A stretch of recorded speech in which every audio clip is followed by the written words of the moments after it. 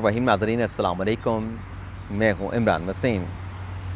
नाज़रीन, आज शहर इक़्तिदार में वज़ीर आज़म शहबाज शरीफ की army chief general Asim Munir के साथ बड़ी अहम मुलाकात हुई। इस मुलाकात के हवाले से नाज़रीन ज़राए क्या बताते हैं, बल्कि ज़राए का दावा क्या है। क्या दो बड़ों की इस मुलाकात में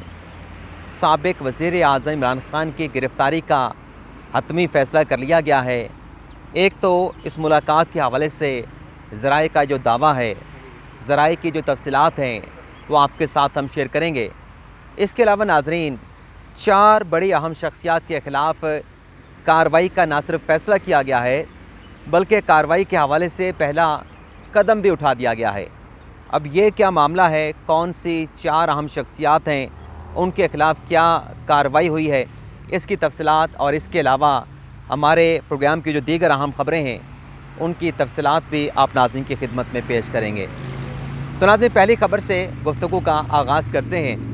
कि आज जो वज़ीर आज़म शहबाज शरीफ की मुलाकात हुई है आर्मी चीफ़ सैयद आसिम मुनीर शाह साहब के साथ, इस मुलाकात के बारे में ज़राए का दावा क्या है। नाज़रीन, अल्फाज पे आपने गौर करना है कि ज़राए का दावा, हम ये आपके साथ कोई हतमी तौर पे ख़बर शेयर नहीं कर रहे, क्योंकि ज़राए जो दावा कर रहे हैं, इन ज़राए का आइंदा आने वाले दिनों में पता चलेगा। क्योंकि ये जो दो बड़ों की मुलाकात हुई है वज़ीर आज़म और आर्मी चीफ़ के माबैन,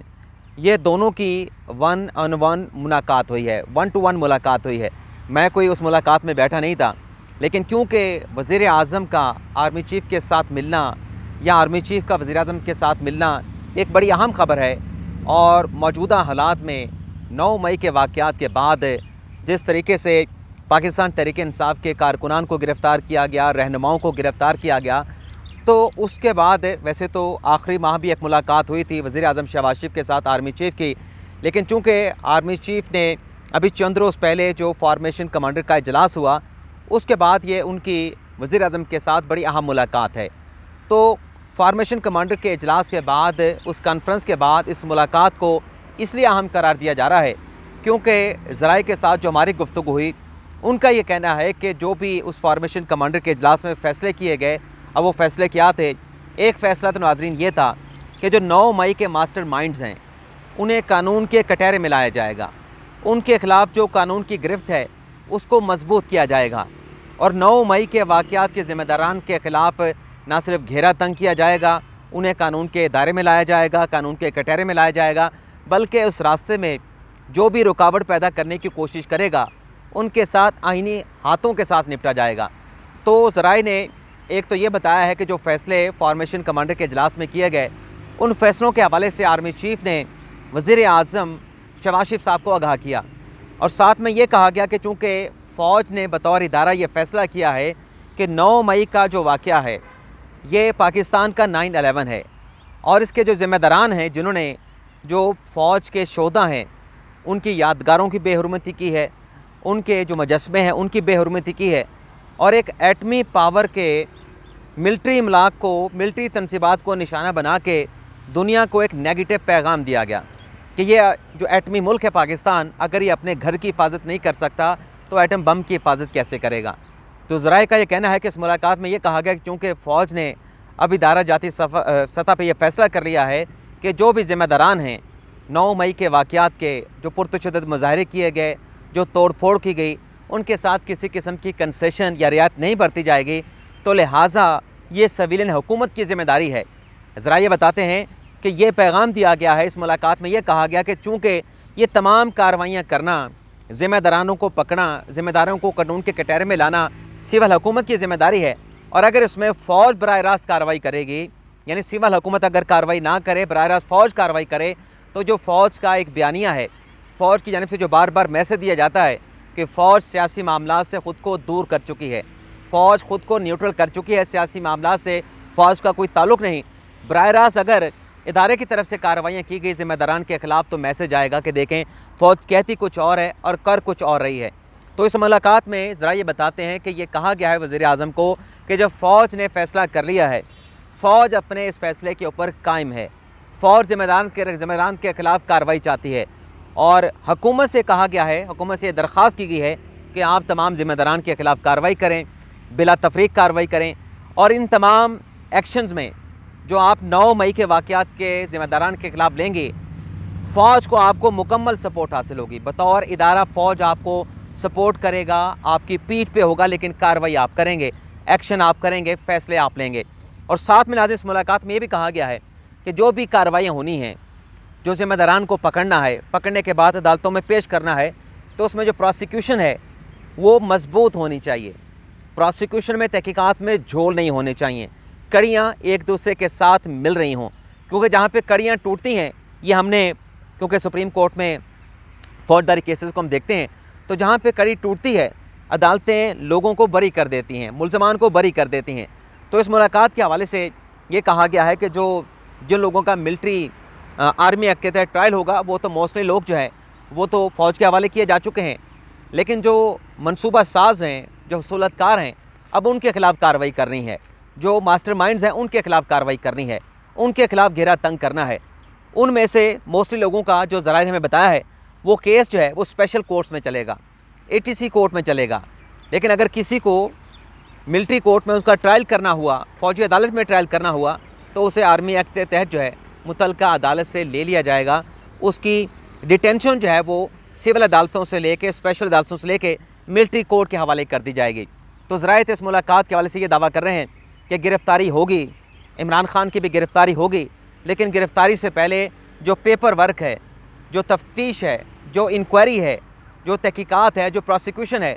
وہ تمام ریکوائرمنٹ کو پورا کیا جائے گا، اور اس بات کو انشور کیا جائے گا۔ ذرائع کا یہ کہنا ہے کہ کوئی معصوم جو ہے وہ اس قانونی کارروائی میں نہ پھنسے، اس کو عدالتوں کے، تھانوں کے، متعلقہ فورنس کے چکر نہ لگانے پڑیں، لیکن جو ذمہ داران ہیں، جو پلانر ہیں،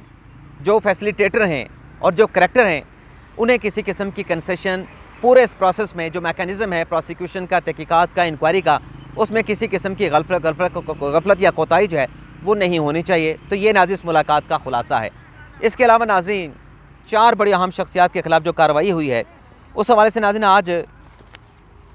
عادل راجہ صاحب جو کہ اپنا یوٹیوب چینل چلاتے ہیں، ویسے تو ان کا یوٹیوب چینل بند ہو چکا ہے، اب وہ ایک نئے پلیٹ فارم پہ جا چکے ہیں، وہاں پہ انہوں نے اپنی ممبرشپ کا باقاعدہ طور پہ آغاز کر دیا ہے۔ وجاہد سعید خان، جن کا چند روز پہلے ایک وی لاگ آیا جس میں وہ آبدیدہ ہو گئے، جو ہے وہ اپنے جذبات پہ قابو نہ پائے اور ان کی آنکھوں سے آنسو چھلکنے لگے۔ اب وہ آنسو مگر مچ کے تھے نہیں تھے، وہ آپ مجھ سے بہتر جانتے ہیں۔ اس کے علاوہ شاہین صبائی صاحب سینئر صحافی ہیں، اور حیدر مہندی صاحب سابق فوجی آفیسر ہیں پاک فوج کے۔ ان کے خلاف ناظرین تھانہ رمنا اسلام آباد میں ایک مقدمہ درج کیا گیا ہے، اور اس مقدمے کے ناظرین مدعی ہیں محمد اسلم، اور یہ G11 اسلام آباد کے رہائشی ہیں، اور انہوں نے 9 مئی کے واقعات کو بنیاد بنا کے ان 4 شخصیات کے خلاف تھانہ رمنا میں درخواست دی ہے، جس پر FIR درج کر لی گئی ہے۔ اب اس میں یہ جناب محمد اسلم صاحب کہتے کیا ہیں وہ بھی ناظرین آپ کو پڑھ دیتے ہیں۔ از اس میں کہا گیا ہے جو SHO کو درخواست دی گئی ہے، بخدمت جناب SHO تھانہ رمنا گزارش ہے کہ سائل فلیٹ نمبر 3 اسٹریٹ نمبر 97 فلاں فلاں فلاں اسلام آباد کا رہائشی ہے اور ایک محب وطن شہری ہے۔ یہ کہ سائل مورخہ 9/5/2023 کو تھانہ رمنا کی حدود نزد ترمزی مسجد چوک G11 یہ میں 11-1 میں موجود تھا کہ مشتعل ہجوم نے توڑ پھوڑ اور دہشت گردی پھیلائی۔ میں اپنے ذاتی کام کے سلسلے میں جا رہا تھا کہ دہشت گردی پھیلانے والے عناصر کے پاس سے گزرا تو 20-25 نامعلوم لوگ جن کے سامنے آنے پر انہیں شناخت کر سکتا ہوں، جس میں شاہین صبائی کا کہا گیا، شناخت کر سکتا ہوں، 1 شاہین صبائی، 2 قدوس صبائی، ولد قدوس صبائی، حیدر رضا مہندی، اور آگے وجاہد سعید خان، اور آگے عادل فاروق راجہ کی ویڈیوز پیغامات، وہ جو شرپسند جن کی بات کریں کہ نامعلوم افراد، وہ ویڈیوز پیغامات، ان کے ویڈیوز پیغامات اور ٹویٹر کے اکاؤنٹ کے سکرین شاٹ اور سوشل میڈیا کے سکرین شاٹ کے ذریعے لوگوں کو دہشت گردی کے اکسا رہے تھے کہ سب لوگوں کو عسکری تنصیبات پہ حملہ کر کے ملک میں دہشت گردی پھیلا کر ملک پاکستان کے اندر بغاوت اور انتشار پھیلانا چاہیے۔ تو یہ ناظرین FIR مزید بھی بہت ساری ڈیٹیل ہے جو اس میں لکھی گئی ہے، تو یہ اس میں کہا گیا ہے کہ یہ ان کے خلاف جو ہے وہ مقدمہ درج کیا جائے۔ اور آگے چل کے ناظرین کہا گیا ہے کہ مدرجہ بالا اشخاص برائے راست 9 مئی کے واقعات میں اپنے ویڈیو پیغامات اور دیگر ذرائع سے دہشت گردی کے لیے اکساتے رہے، دہشت گردی کے تمام عوامل کی تشہیر بھی کرتے رہے۔ جب 9 مئی کے واقعے میں ان اشخاص کے براہ راست اور پیغامات برائے दहशत गर्दी को देखा और सुना तो मज़ीद तजस्सुस पर उनके सोशल मीडिया अकाउंट को चेक किया तो इसमें इस बात का इदराक हुआ कि तमाम मदरजा बाला अशख़ास एक मुनज़्ज़म साजिश के ज़रिए बाहिमी सलाह मशवरा होकर गैर मुल्की और दुश्मन एजेंसियों का आलाकार बने हुए हैं और पाक फ़ौज को बदनाम कर रहे हैं। तो ये उनकी FIR है मोहम्मद असलम साहब की, ये 4 शख्सियात आदिल राजा, वज़ार सईद खान, शाहीन सबाई और हैदर मेहंदी के ख़िलाफ़। अब इसके अलावा नाज़रीन 2 और ख़बरें भी आपके साथ हम शेयर कर लें। एक तो नाज़रीन जो जहांगीर तरीन साहब ने सियासी जमात बनाई है इस्तेहकाम पाकिस्तान के नाम से, मच्छर नाज़रीन बहुत ज़्यादा है यहाँ पे, और ये राना सनाउल्लाह साहब की मेहरबानी है कि मेरा तो प्लान था कि वज़ीर-ए-आज़म हाउस के सामने जहाँ पे आज आर्मी चीफ़ की मुलाकात हुई है वज़ीर-ए-आज़म के साथ, वहाँ पे जाके वीडियो करूँ, लेकिन तमाम रास्ते बंद हैं। सिर्फ मारगला का ये रास्ता, मारगला रोड का रास्ता खुला है, बाकी तमाम बंद हैं। तो मैंने वहाँ पे जाने के बजाय यहाँ पे ग्रीन बेल्ट में बैठ के ये वीडियो बनाना जो है वो भी मुनासिब समझा। ज़ाहिर सी बात है कि इतना दूर आना जाना, पेट्रोल भी अब कोई सस्ता नहीं है। तो जहांगीर तरीन साहब ने अपनी सियासी जमात बनाई है इस्तेहकाम पाकिस्तान के नाम से, उसका नाज़रीन सदर जो है अलीम खान साहब को बनाया गया है, सेक्रेटरी जनरल आमिर कियानी साहब को बनाया गया है, और जो एडिशनल सेक्रेटरी जनरल हैं वो ओन चौधरी साहब होंगे, और इसके साथ साथ वो इस पार्टी के इस्तेहकाम पाकिस्तान पार्टी के तर्जमान और पैटर्न इन चीफ़ की जो जिम्मेदारियाँ हैं वो भी सर अंजाम देंगे। इसके अलावा नाज़रीन बल्कि वो जो मुलाकात हुई है आर्मी चीफ़ की नवाज शरीफ के साथ, शहबाज शरीफ के साथ, उसके बारे में नज़र आए का ये भी दावा करना है कि इस मुलाकात में ये भी कहा गया है कि अब की मरतबा इतना पक्का हाथ हो, मजबूत हाथ हो इमरान खान की गिरफ्तारी के ऊपर कि जो पिछली बार जो हुआ वो सब कुछ नहीं होना चाहिए। आवाम को पता होना चाहिए कि अगर किसी को गिरफ़्तार किया गया है वो कितना ही बड़ा लीडर है, उसका जुर्म कितना बड़ा है जिसके सिलसिले में उसको गिरफ़्तार किया गया। आवाम को यह एहसास कराया जाए, बाबर कराया जाए, इसकी रियलाइजेशन कराई जाए, यानी पब्लिक ओपिनियन बनाने की बात की गई है। इसके अलावा नाज़रीन ये एक ख़बर चल रही है मीडिया के ऊपर कि 1 जुलाई से जो पेट्रोलियम मसनूआत है उसकी कीमतों में 40 रुपये तक जो है वो कमी का इम्कान है, क्योंकि रूसी तेल आया है। तो कहा जा रहा है कि रूसी तेल की वजह से अगले माह जो है वो पेट्रोलियम मसनूआत की कीमतों में 40 रुपये कमी हो सकती है। यह इम्कान ज़ाहिर किया जा रहा है। अब आवाम को रिलीफ 40 रुपये का मिलेगा नहीं मिलेगा ये अगले माह ही पता चलेगा। और इसके अलावा नाज़रीन मौलाना फजल रहमान साहब ने एक प्रेस कॉन्फ्रेंस की है और उन्होंने बात की है इंतखाबात के हवाले से, क्योंकि आजकल जो सवाल है वो यही है कि क्या जब ये मौजूदा कौमी असम्बली की मियाद मुकम्मल होगी अगस्त में, क्या उसके बाद अक्टूबर में इलेक्शन होंगे, नवंबर में इलेक्शन होंगे? ये बड़ा अहम सवाल है। तो इसके ऊपर नाज़रीन मौलाना फजल रहमान साहब ने आज प्रेस कॉन्फ्रेंस की है।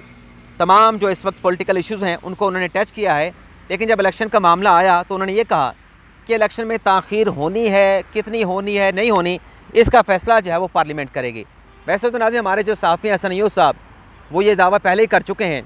कि असम्बली जो है वो अपनी मियाद से कुछ